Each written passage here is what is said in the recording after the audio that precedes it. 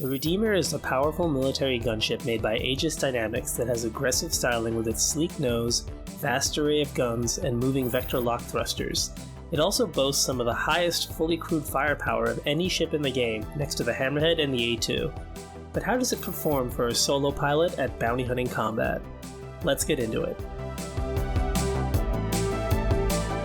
The Redeemer is a semi-versatile ship that's already available in-game at New Deal for a whopping 8.7 million Alpha UEC, or in the RSI store for 325 USD during events like Invictus and IAE. You're not going to be hauling any major cargo, but it does have a grid for 2 SCU and 2K micro SCU of internal inventory stowage. It's also got crew accommodations for 4 people, which means 4 beds, weapon racks, and 4 1K micro SCU external storage lockers, which you can use to easily share items with other people. It's got an entrance like a Vanguard with a ramp and an airlock door setup, but at least in this ship there are 2 panels to open and close the doors, so you won't accidentally click on the wrong door and vent your crew into vacuum. The layout is a bit strange, with living quarters on the bottom level and only a narrow ladder airlock to the top deck, which contains access to the cockpit and all the turrets, as well as the gun racks and the components. So anytime you'd want to do anything like manually replacing components or carrying guns, you'd be squeezing them up and down that narrow ladder. It also means that if your ship is soft death and lands upside down, you're screwed unless you can call someone to roll it over, since you can't jump and reach the ladder to climb it in the wrong direction. But those are nitpicks. You could use this as a crew transport for FPS missions or even do small deliveries in it, but what it really shines at is ship combat. The Redeemer is a gunship and it takes its job seriously. It has 2 size 3 shields, the same as a Hammerhead, and a beefy hull while being smaller than a Constellation Andromeda or even an MSR. It's a really tough nut to crack. You can put any grade A shields on it since they're all effectively the same for bounty hunting. Civilian shields are cheapest, so that's what I recommend. It also has insane multi-crew firepower for its size, with 2 size 5 guns on 2 of its turrets and 2 size 3 guns on the other 2. But this is where we find what makes this ship so good for a solo pilot. The 2x size 3 turret under the nose is controllable by the pilot, in addition to the 2 size 4 hardpoints underneath the wings. That turret uses the ship's turret capacitor, which is split across all the turrets in the ship. So when you're a solo pilot, your size 3 guns have an immense amount of ammo since they're run off the larger turret capacitor, instead of the smaller dedicated pilot capacitor like the size 4s. Thanks to rarely needing to recharge ammo, those size 3 guns will be actively shooting for much longer than you'd normally expect, so they match the sustained DPS of the size 4 hardpoints in a drawn-out engagement, giving you a total 1600 sustained DPS with my preferred loadout, the fixed repeater fit. Since laser cannons below size 5 only do more DPS than repeaters due to their capacitor efficiency, the massive capacitor of this ship cuts down that advantage and only gives you a 14% DPS increase by swapping to fixed cannons. And you'd have to take a 20% range hit and much slower projectiles, making it harder to land your shots. So to me, that's really not worth it.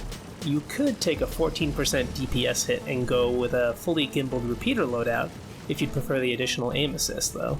The Redeemer also comes with 16 size 2 missiles and 2 locked missile racks.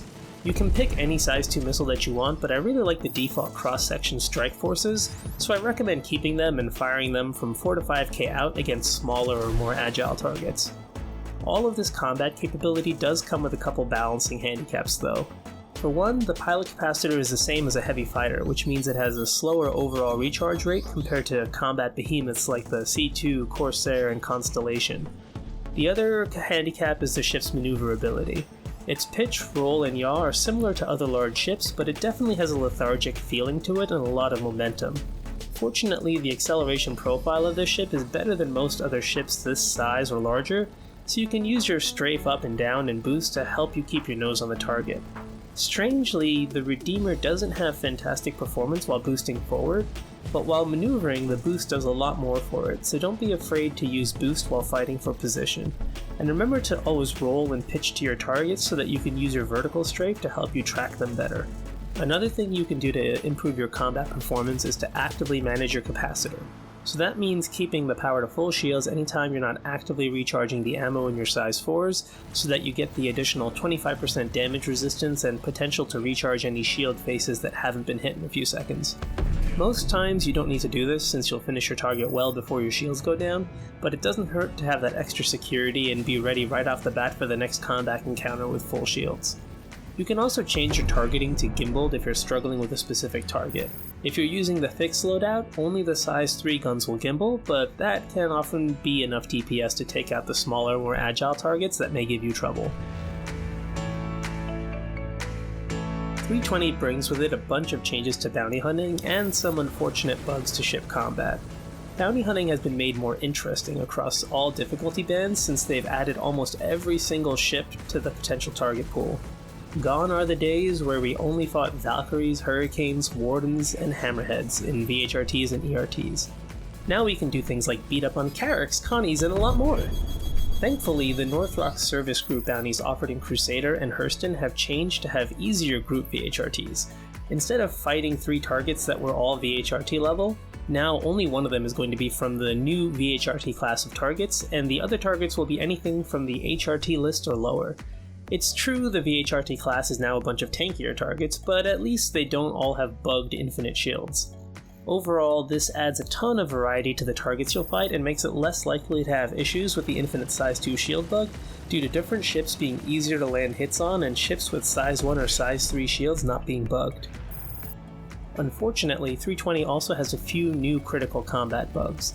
There are some significant shield holes across all ships, so that laser fire ignores your shields and does damage straight to your hull.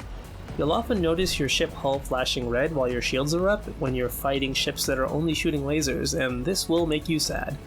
If your hull's a flashin', you're taking a thrashing. To make things even worse, both your ship's self-status and enemy status won't actually show any sustained damage on the hull sections, so you don't know how badly your hull is damaged unless you get visual cues inside the cockpit like sparks and fires. So what this means is that you need to occasionally land and repair just to be safe, or eventually you're going to just randomly die while your shields are still up, even if the enemy doesn't have ballistic weapons.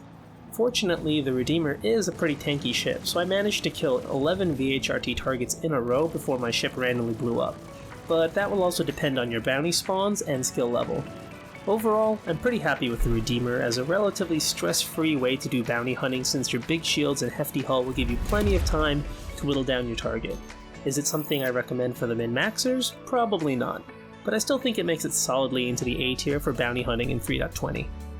That's all I've got for the Redeemer, folks. If you've got any questions or comments, please let me know. You can find me in the comments, on Twitch, or in my Discord, so come by and say hi. Links are in the description. And as always, thanks for watching, folks. I hope you've liked this video. Cheers.